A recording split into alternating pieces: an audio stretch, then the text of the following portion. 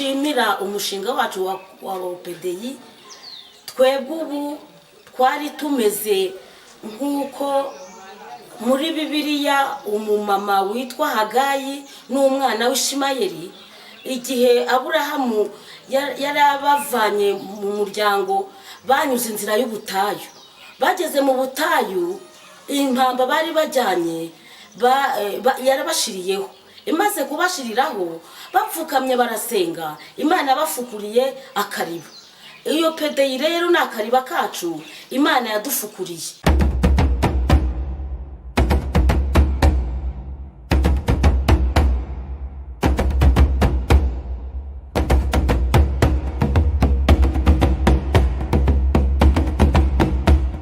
Depuis 2021, l'OPDE Rwanda s'est engagé avec détermination dans la mise en œuvre du projet Autonomisation des femmes au Rwanda, en partenariat avec l'AMI Canada, grâce au financement d'Affaires mondiales Canada. Narishimye cyane rero naranezerewe kuba narageze muri uyu muryango wa OPDI. Nyamara gupfakara nari mfite ibibazo byinshi ndi no mu bwigunge, kuko umugabo wanjye yapfuye ansigiye abana 6. Amaze gupfa ntabwo nari mfite ubushobozi bwo kuba najyana umwana wanjye kwiga imyuga. Narabitekerezaga ariko narabuze ubushobozi, narabuze uburyo. Nous avons le volet formation professionnelle comme activité pour renforcer les capacités des jeunes déscolarisés provenant des familles vulnérables, dont les mères font partie aussi des bénéficiaires du projet. Aujourd'hui marque la clôture de 5 années d'engagement, d'apprentissage et de transformation, de 2021 à 2026. À travers ce projet, l'OPDE Rwanda a mené des actions concrètes dans 3 secteurs du district de Huye, Mbazi, Mukura et Ngoma. Ashima cyane OPDI n'abaterankunga AMI Canada baradufashije cyane. Umwana abasha kwiga, baramwishyurira ararangiza, ubu nawe abasha kwiteza imbere, nta mwenda kimbaza, nta mweta mbaza, na mitiweli ubu nyibona bitangoye. Bambumbe hamwe mbona agatsinda mu bamama turizigama, ibibazo mbese byaroroshye. Au total, 400 femmes vulnérables ainsi que 400 jeunes déscolarisés, filles et garçons issus de leur famille, ont été accompagnés. Les femmes ont été organisées en coopératives et ont bénéficié de nombreux renforcements de capacités, notamment en gestion coopérative, en santé et en droit. Tumaze ibyumweru 3 duhugurwa, ariko tuhakuye ubumenyi bwinshi. Twize uburyo koperative ikora, tureba uburyo dutora uko abanyamuryango bajyaho, tubona uko koperative itangira itora abayobozi. None twageze ku ntera ndende, twarangiye no kumenya uko ducunga umutungo, ko twacuruza, ko twabona igishoro, uburyo twakora umushinga, tukaguza amabanke, tukakora tukiteza imbere. 16 coopératives ont été créées, 12 agricoles et 4 commerciales.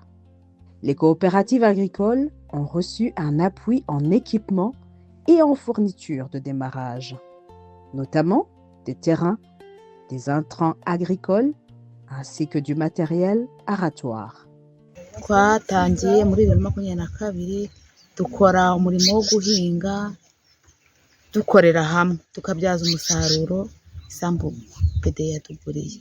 Dans la zone semi-urbaine, les coopératives commerciales ont bénéficié de locaux pour la vente et le stockage, ainsi que de produits destinés à la commercialisation. Turarangura ntabwo ducuruza detail ya kamwe kamwe, ahubwo natwe turaranguza utubari turi hirya no hino mu nkengero zacu. Les jeunes, quant à eux, ont été inscrits dans des formations professionnelles en hôtellerie, maçonnerie et soudure.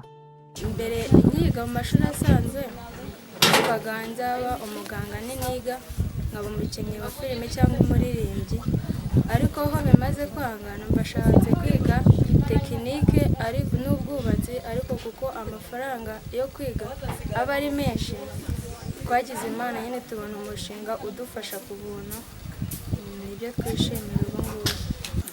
Abana mu kubatora baranezerewe cyane kubona ko bashoboye gusubira kwiga, bari bamaze imyaka myinshi batiga kubera ubushobozi buke bwari mu miryango yabo. Abana barishimye, twabahaye byose bituma bamenya umwuga, bituma umwuga wabo ugenda neza. Twabaguriye iniforume, twabaguriye ibibafasha mu kwirinda impanuka, arizo nkweto, arizo ngofero, arizo ga, twarabibahaye byose, tubaha n'ibikoresho bazakoresha mu kwiga uwo mwuga, nabyo turabibagurira. Ils ont également été appuyés en équipement et en consommables adaptés à leurs filières respectives. Un constat marquant ressort de cette initiative. Les filles ont réussi aussi bien que les garçons, y compris dans des métiers traditionnellement réservés aux hommes. Ce résultat témoigne d'un changement progressif des mentalités et des opportunités.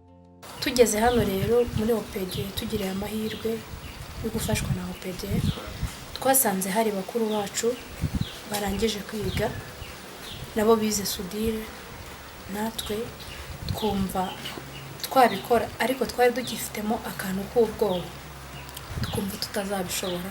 Twatangiye dusudira umuriro wa kaka, tukumva tugize ubwoba, ariko ubu turasudira rwose bikemera, tukumva dukomeye. Dushingiye rero kuko bagenzi bacu babanjije imbere yacu nabo barimo kubikora neza, dushingiye kandi ku bumenyi turi guhabwa, natwe turumva dufite icyizere yuko ejo hazaza ari heza cyane. Les témoignages qui suivront illustrent l'impact concret des actions menées par l'OPDE Rwanda en collaboration avec ses partenaires et les communautés locales. La reconnaissance est adressée au gouvernement du Rwanda, au gouvernement du Canada, à l'AMI Canada, ainsi qu'aux participants du projet que l'OPDE Rwanda considère désormais comme de véritables partenaires. En acceptant la main tendue, ils sont devenus des ambassadeurs et des acteurs de changement au sein de leur communauté. Ubu buri wese aza mu bambasaderi bwacu aza kutwigiraho kuko hari ngo twigishije nyinshi. Ubu nyine turi abayobozi bahamye, nta kibazo dufite, n'akagari karabizi n'umudugudu urabizi, baratwifashisha tukabigeraho. Cependant, le chemin reste encore long face au nombre de personnes vulnérables nécessitant un accompagnement similaire.